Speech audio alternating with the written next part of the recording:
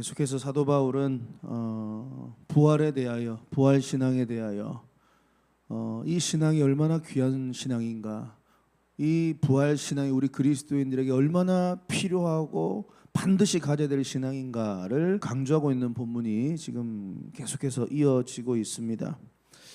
30절에 보면 어찌하여 우리가 언제나 위험을 무릅쓰리요.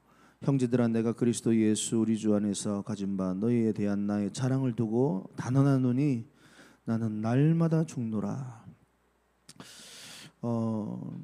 내가 그리스도인이기 때문에, 내가 예수를 믿는 자이기 때문에 고난은 당연한 것이다. 어려움이 닥쳐오는 것은 당연한 것이다. 이 고난은 의로운 고난이다. 내가 예수 그리스도를 믿기 때문에 닥치는 고난이다. 나는 이 고난과 위험을 무릅쓸 것이다. 나는 죽어도 좋다. 왜? 나에게는 부활의 신앙이 있기 때문에 그렇다. 사도 바울은 너무나도 분명하게 부활 신앙이 있는 주의 백성으로서 이 고난에 대해서 두려워하지 않습니다. 죽음에 대해서 두려워하지 않습니다.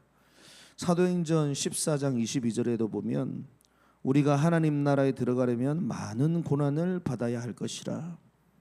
하나님 나라에 들어가려면 많은 고난을 받아야 할 것이다. 그래서요, 사도 바울은 내가 그리스도인으로 이 땅을 살아가면서 크고 작은 수많은 위험과 고난과 죽음의 위협 가운데 직면을 직접 한 사람이 바로 사도 바울입니다. 그리고 내가 무수히 많은 죽음의 위협 앞에서도 나는 결코 피하지 않는다. 도망가지 않는다. 담대히 맞서겠다. 왜냐? 첫 번째는 우리 주님께서 극적으로 나에게 피할 길을 내어주셔서 그 환난과 위험을 피할 수 있도록 내가 은혜를 경험했기 때문에 피할 길을 주님은 우리 가운데 내어주시는 분이신 줄 믿으시길 바랍니다. 마치 다니엘의 세 친구처럼, 다니엘의 세 친구가 신상 앞에 절하는 것 강요받았지 않습니까? 근데 네가 절하지 않으면 극렬히 타는 풀무불 가운데 던져 넣겠다. 그럼에도 불구하고 그들이 말합니다. 하나님께서 우리를 구원해 주실 것이다. 피할 길을 내어 주실 것이다. 실질적으로 그렇게 피할 길을 받았죠, 그들이. 그런데 모든 케이스가 그렇진 않죠. 우리 그리스도인의 삶을 보면은 그렇게 결정을 함으로써 우리가 죽음 앞에 설 때가 더 많은 것 같습니다. 다니엘도 그랬죠. 우리 믿음의 수많은 선배들도 그랬죠. 손양호 목사님, 주기철 목사님, 수많은 선교사님들, 토마스 선교사님 대동강에서 그의 피를 뿌렸고, 언더우드 선교사님, 아펜젤로 선교사님 다 목숨을 내어놓으며 담대하게 주의 복음을 전했습니다. 왜요?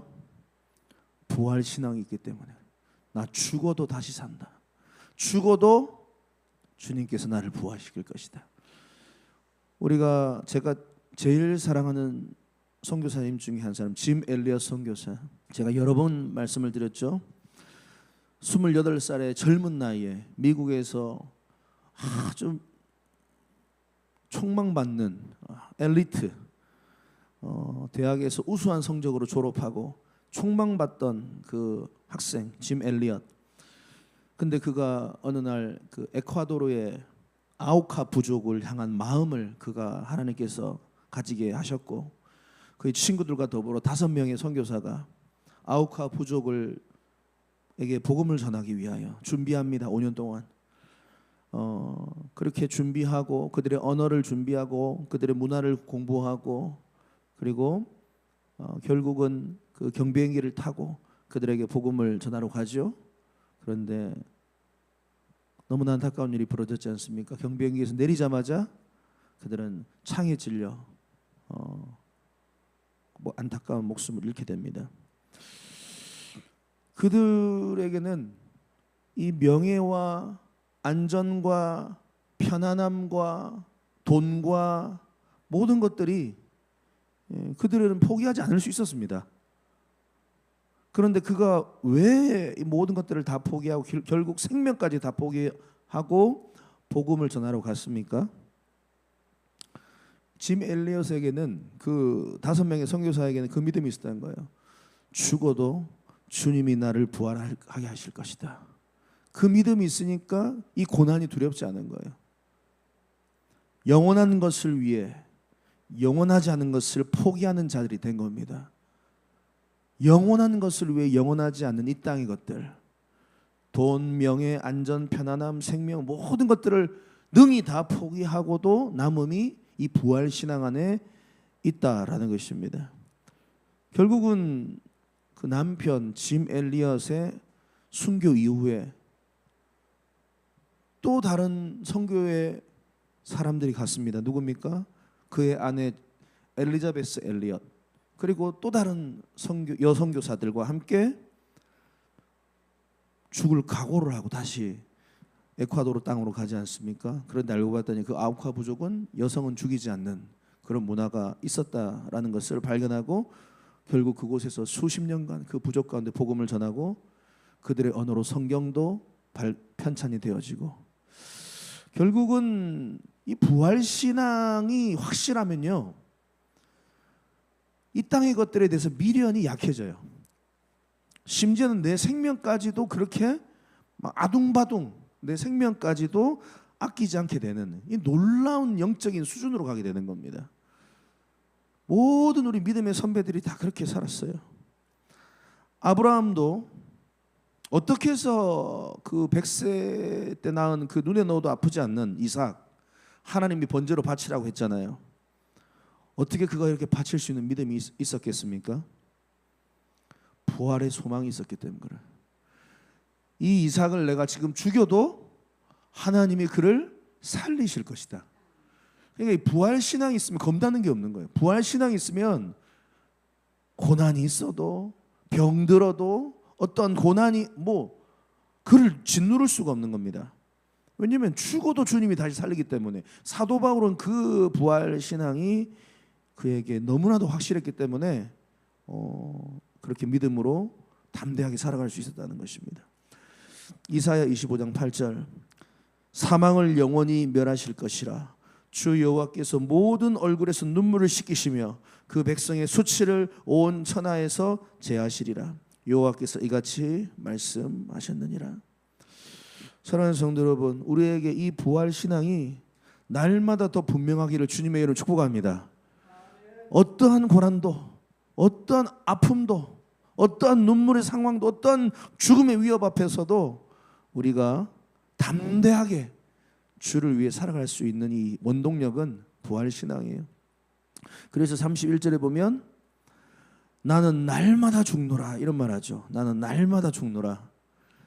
이게 두 가지 관점으로 바라볼 수 있습니다. 첫 번째 관점은 정말로 복음을 전하다가 수많은 위험이 사도 바울의 앞에 닥쳤죠.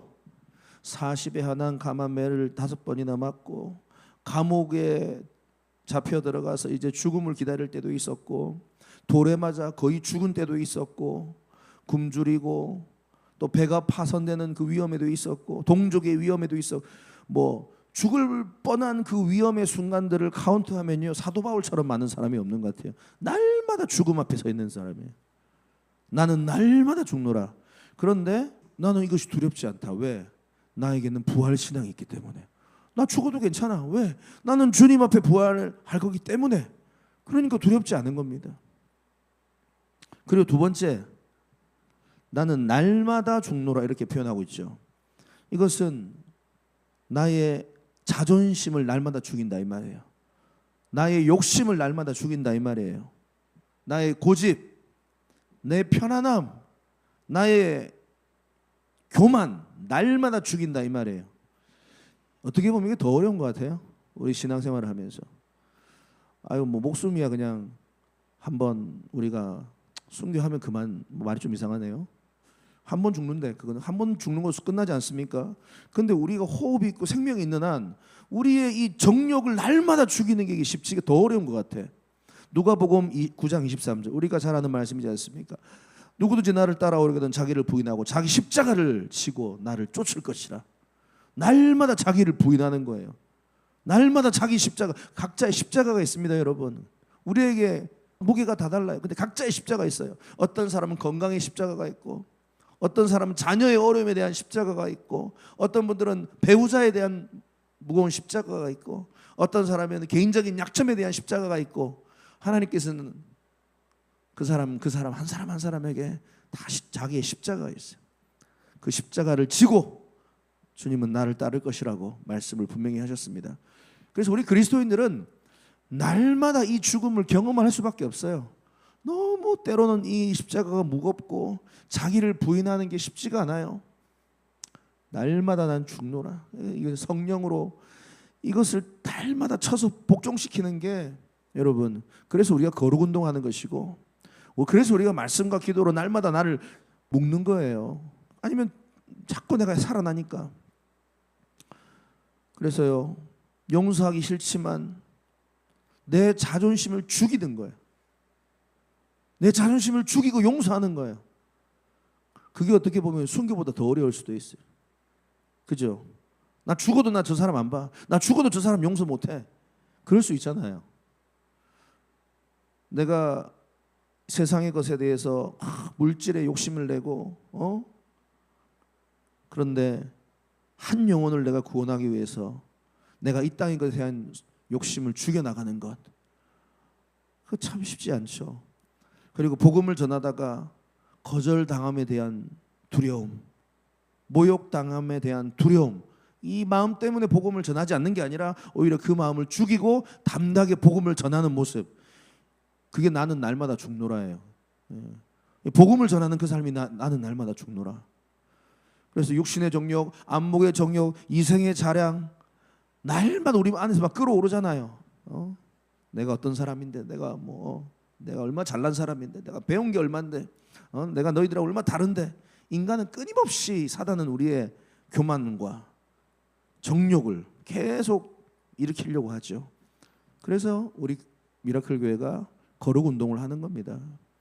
말씀과 기도로 날마다 큐티 말씀을, 성경과 기도 15분, 최소한 15분, 최소한이에요. 최소한 15분.